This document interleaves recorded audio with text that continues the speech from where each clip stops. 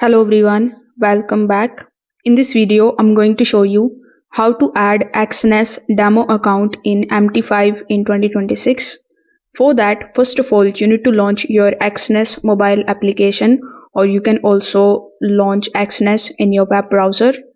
So once you are inside your Exness account, you just have to make sure that you are in your demo account. Now, if you don't have created your demo account yet, you can tap on this plus icon on the top right hand corner. After that, you can select any of the options that are given over here.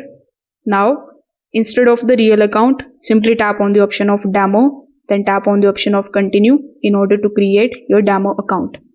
Now, once your demo account is created here in your Exness account, you are going to see it something like this.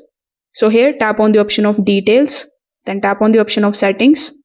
Over here in the bottom, you are going to see your MT5 login credentials. It includes the login ID, the server, and the password. So we need these three things in order to log in or in order to add your Exness demo account in MT5. So after getting these details, simply launch your MT5 application on your device. You can download it from Google Play Store or App Store. Now, once you have done that, simply tap on the option of add trading account.